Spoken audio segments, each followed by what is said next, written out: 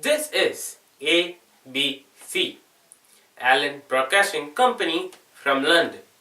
Today, let's discuss the book So Good They Cannot Ignore You by Cal Newport.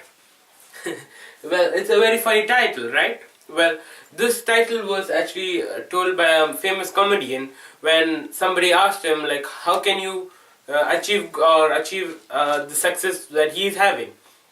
Well, his reply was, so good, you should become so good that they can't ignore you at all. That's the only way you can get a good job, a very good job.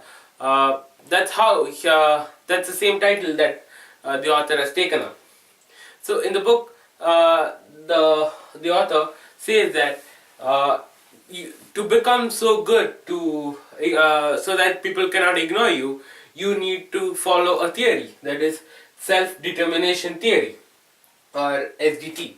Now, what is Self-Determination Theory? Well, it has three factors in it, and the three factors are: you have to have autonomy in what you're working as, competence in your field of work, and relatedness to the people who you're working with. So, if you have autonomy, that is total control over your work, like you can make decisions about the work you want to do, you will be happy about the work you're doing. Second is competence. You should have enough and good knowledge and skills for the job. Then automatically you will be able to succeed in the work. Third one is relatedness. That is, you have to work with and for the people around you. Then that's one of the main highlights. And now when we do all these three together, you will have high level of fulfillment in your work. Well, it has been proven that by science that passion is not a part of self-determination theory. So even if you don't have passion for a particular job or skill or whatever, if you have these three, you automatically become the master of it. So remember guys, passion is not everything. Now, so when you're talking about passion, let's come to the second point, that is mindset. Now, there are two different mindset, that is passion mindset and craftsman mindset.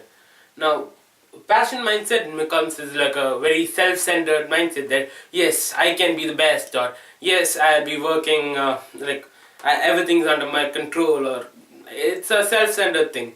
Whereas a craftsman is like you can, where you develop your skill or you are ready to work for others. So that's the thing. So when you work with a craftsman mindset, you are able to actually astonish people. When you you'll be serving them, and they'll be astounded to see how well you're doing it. And the next thing is you become a pro in what you're doing. You're not an amateur where you're just doing it for fun of it, like because it's your passion, you like it. That's an amateur. But if you're a pro, you will actually dedicate time and effort to become a pro. And then what happens is, as a craftsman, you create value for your skill. They put a reasonable amount of value to your output. So to become a craftsman, what are you supposed to do? You have to put in deliberate practice. That is, as I've told earlier that you need 10,000 hours of practice, deliberate practice. Well, 10,000 is not a measured value, but what they mean is that you want 100% practice and effort from your side to actually become a craftsman or to become a master of the skill. So when you do deliberate practice, what happens is you actually get out of your comfort zone. That is, you stretch yourself, you go out, you try to push your boundaries, and that is how you actually become a master, you become a pro at what you're doing. And then you become a craftsman, where you actually develop the skill which other people require. Then the next thing what I want to say is about a career capital. Well, do you know for a business capital what it is? Yeah, you need a small amount of investment to start off something big or whatever. So if your amount of investment is your capital is very small, you won't be able to do a big business. But if you have a big capital, you can do a very big business. Similarly, if your career capital, that is the skills what you have, if it is more, you can start off and do a very well job. Otherwise, you won't be able to do much. That's the thing. You need to have rare and valuable skills. So that actually gives you, it has a multiplication effect on your career capital when you have some rare and valuable skills with you. So the thing is, for career capital, it is not passion. I've been mentioning about passion.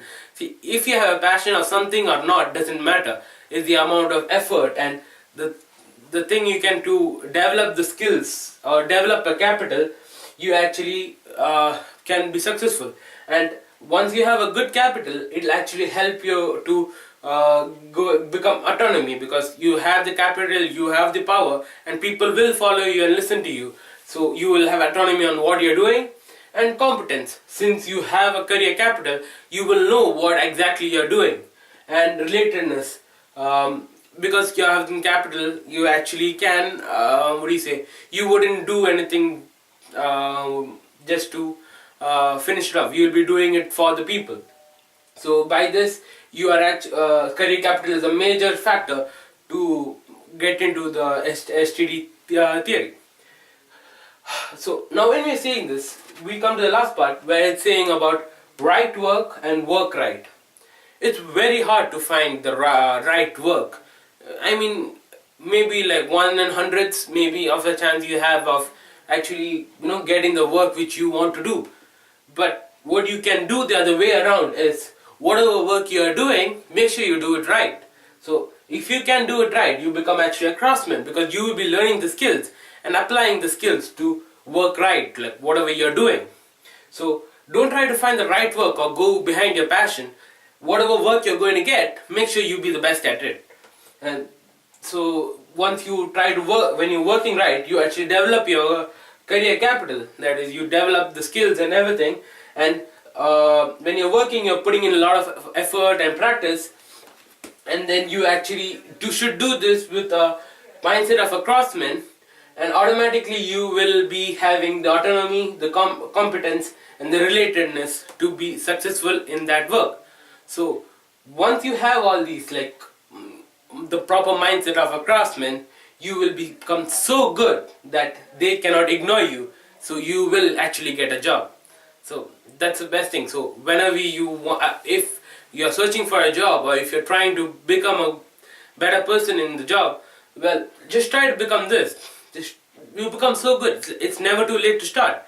So, and in the book he also says that promotion is nothing. Like if you are just going to work just for promotion, you won't be happy about your work.